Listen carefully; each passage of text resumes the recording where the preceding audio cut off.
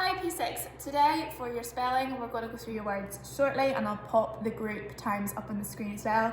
But I have changed the written activity a little bit for 3 of the groups. So the X, Y and Z group, you're now being asked to write a paragraph instead of writing 10 individual sentences. Now by a paragraph I don't mean 2 sentences where you've managed to cram all 10 words in. Make it a wee bit longer. I'm not expecting pages or anything like that. We're doing maybe between sort of 5 and 10 sentences, but you can pop 2 words in 1 sentence kind of thing. And it needs to make sense. You can't just have standalone sentences. You have to try and link those words together into, it could just be like a description or something happening or a little tiny mini story. Anything like that is fine, but this gives us a bit more of an opportunity to build our VCOP in. You were all doing such a good job of popping openers and connectives and great vocabulary into your spelling sentences. So now we're just going to bring it up a level and try and link it all together. So it's not just focusing on one sentence at a time, but we're focusing on the paragraph. So I'm not expecting to squeeze it out in at all. It's not to be any longer. It'll probably be slightly shorter actually than your sentences. But I really want you to focus on making sure that your spelling words are all in there, they all make sense, and that you're linking everything together with some fantastic VCOP. And I can see how hard you were working on that before our week off, so keep it up. I was really impressed. I've also popped your tasks on. They're all ones that you should know. The one I did get a query about the last time was build your words. If you get build your words, it literally just means build your words out of anything you've got. So it could be Lego, it could be Connects, you could go in the garden and build them out of sticks. Basically you could build them out of old cardboard from the recycling, anything you want. It's just a bit of a building task to build your words into some shapes. So that's your words for this week. So what I'll do now is I will pop the group times up on the screen and you can skip to your group.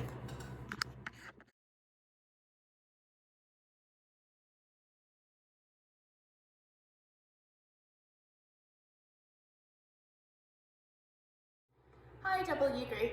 Today your spelling pattern is a double E or an EA sound.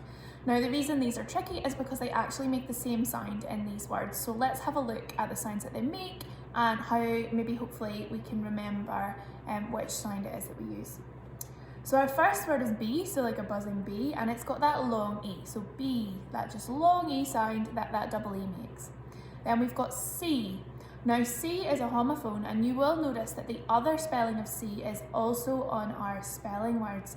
So the version with the double E on the end of it is to see with your eyes, so I can see. Now the way I remember this is it's got 2 E's, like you've got 2 eyes, so I, E, C, S, E. Next we've got tree, and again we've got that long E sound. Again, we're needing to make sure we don't have the A on the end.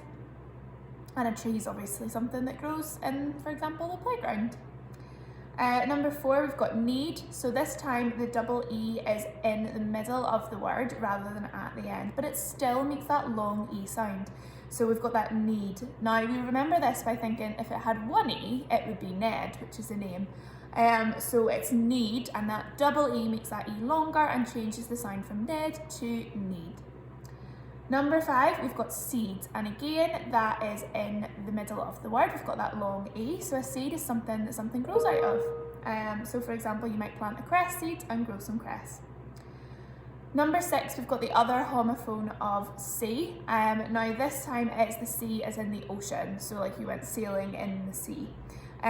So I just remember this as being different from see with your eyes, and you see with 2 E's in your eyes, E-I, so E-E.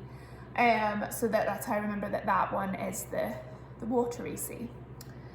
Number 7 is T, and again we've got that long E sound, but it's that E-A. So T, we can also spell T, T-E-E, but that's like a golf tee that we would use to play golf, like the little thing that you put the ball on. But this one is tea that you drink. Then we've got number 8, which is eat, which is something I love to do. So eat is when you eat your food. Then we've got treat, and that's actually got the word eat in it, so I use that to help me remember because you eat a treat, so eat. And then finally we've got team, so it's got that long E sound in the middle, team. Again, we are making sure we're looking and seeing that that's the EA sound and not mistaking it for our double E. So that's your words for this week, so make sure you're learning which of those E sounds is in each of those words.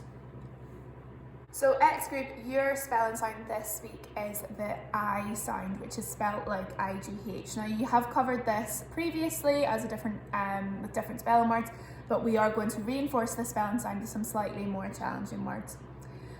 So you can see for all of these words that the IGH sound is actually in the middle of the word and not at the end. So we are, it's making that sort of I sound, like high would be high.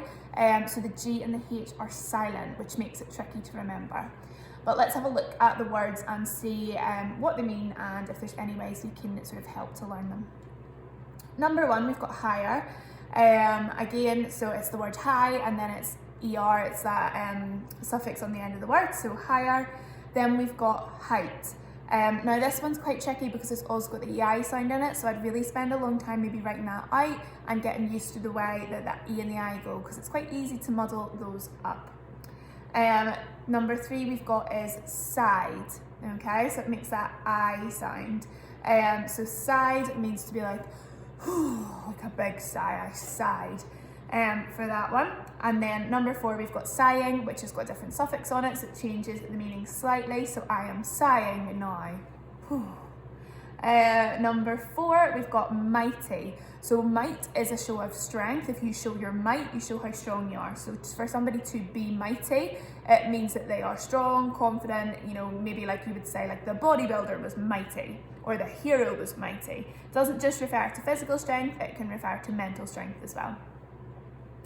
Number six, we've got slightly. So we would say like a slight amount would be a small amount, or if somebody was referred to as quite slight, they would be quite a small person. So when we change that into the adverb slightly, it describes how you're doing something. So I was slightly confused, meaning a little bit confused. So it's actually a really good one you can use in your writing, even as an opener. You could say slightly confused and then put your comma after that. I asked the teacher what was going on. So you can see how that would be an interesting way to open your sentence. Number seven, we've got tighten. So again, it's that word tight, like if you make something really tight, and to tighten it is to the verb of doing it. So I'm tightening. I decided to tighten the bolt on the chair.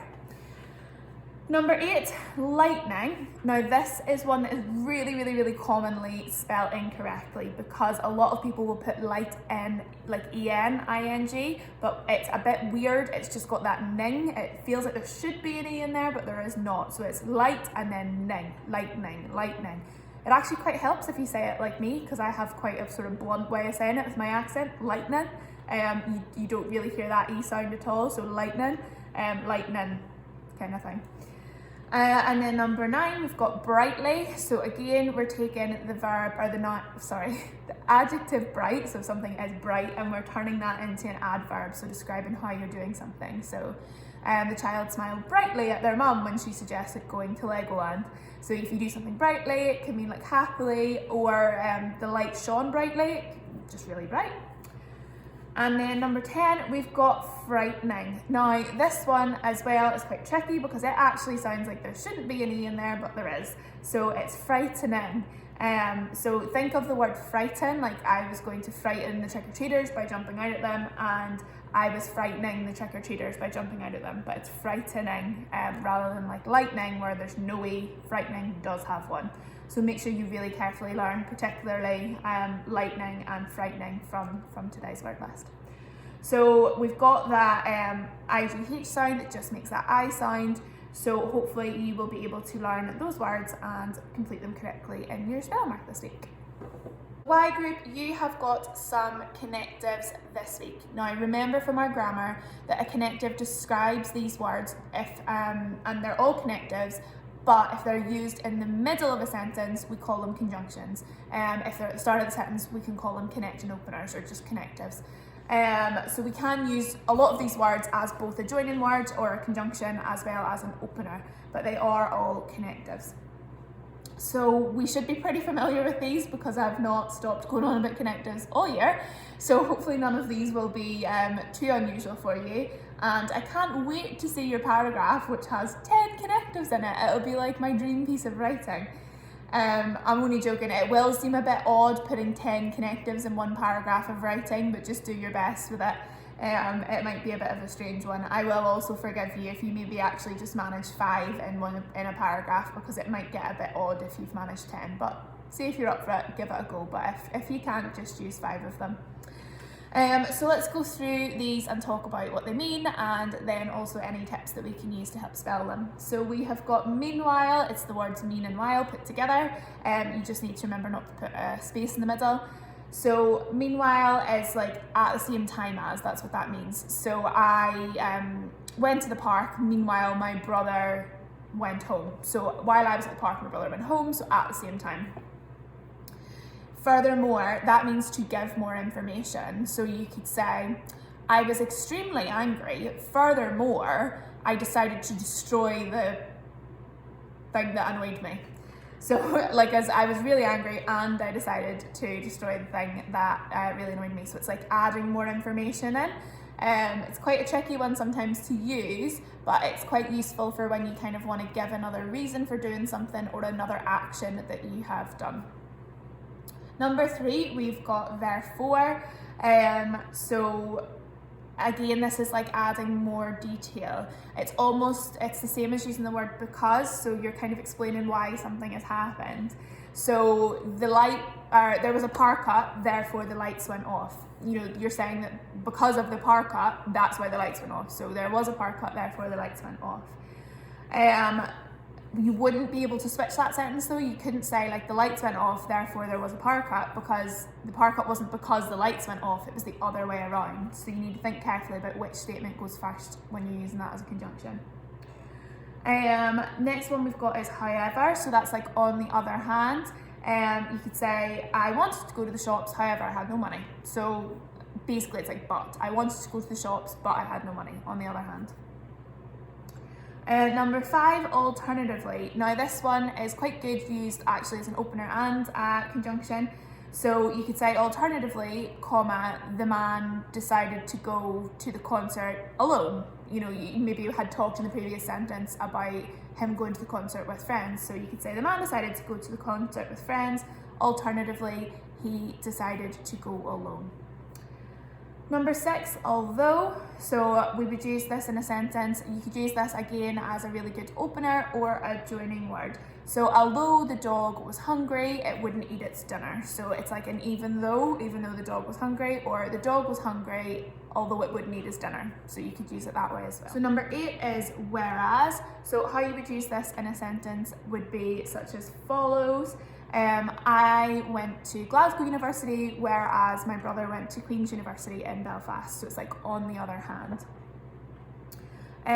Number 9 is while. That again is one that we're quite confident using. So you could say, for example, I went swimming while my friend was at the gym. And then number 10, we've got consequently. So this is another one that works as both a really good opener as well as a conjunction. So you're saying that something happened because of something. It's really similar to therefore.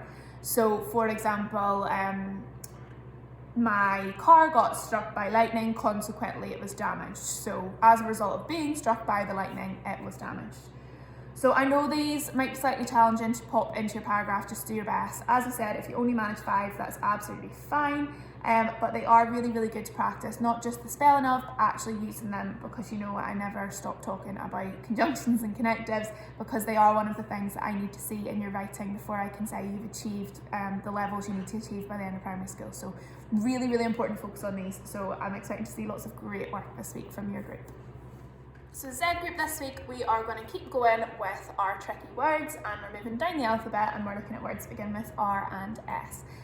So our first one is relevant. So a theme over the last couple of weeks of spelling has been that if there's a lot of vowels, it tends to be quite easy to mix them up. So you can see that this has got EEA, so it's about making sure we're not muddling up the position of those words. So it's relevant, try and say it like that, it'll help you work it out. So if something's relevant, it means it's important to the thing that you're doing. So for example, my times tables knowledge is relevant to answering multiplication questions. Number 2, restaurant. Again, we're sticking with the lots of vowels idea, especially that AU sound in the middle, making sure we're not messing that up and thinking it's something other than what it is. Number 3, we've got rhyme, so it's obviously got that silent H in it, so we're needing to make sure we're using that, and then the same thing as well with rhythm.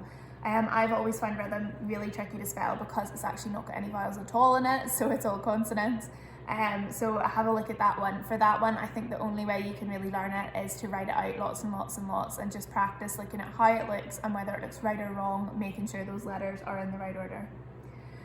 Number 5 is sacrifice. Again, we've got lots of vowels, so it's got A, I, E in there, sacrifice. So try and really say it because you can hear the vowel sounds being different in that word. So to sacrifice something is to give it up for a purpose. So for example, I sacrificed my chocolate to give to my little cousin, like as a nice thing. So it's like to do something, give something up for somebody else's benefit. Number 6, we've got secretary. So a secretary is someone like Mrs. Common and Mrs. Hislop who basically run the school. And again, that's got our vowels in it. So we're needing to make sure we're doing E-E-A in that word and not thinking, I think it's quite easy to do secretary and sort of put an A in the middle and then an E at the end. So just making sure you're learning where the vowels are and what vowels are where in that word. Number 7, we've got shoulder. It's got that ood sound in it, like wood, but it doesn't sound like that. Shoulder, so you're just looking to make sure that you've got all the correct sounds in there. Then we've got signature. That one's not too bad. It's like sig and then nature, that's how I remember it. So signature is obviously something you sign. Number 9, sincerely. This is one that you would quite often sign off an email with. And you need to make sure that you're getting your vowels right again. It's I and then 2 E's. So a lot of people will put an A in there, but there is no A, so you need to make sure you're learning how to spell that one correctly. And then finally, we've got soldier. So it's really easy to pop an S-O-I sound at the start of that. It kind of sounds like soldier, but you need to make sure you're not doing that. So it's sol and then jar, but D-I-E-R, making that sound. So again, this week, they are just some tricky, commonly misspelled words. They're really important to make sure we're spelling right because they're not necessarily ones that follow any great particular rule that we can learn, but we do really need to make sure we know them. So you can get on with your tasks now.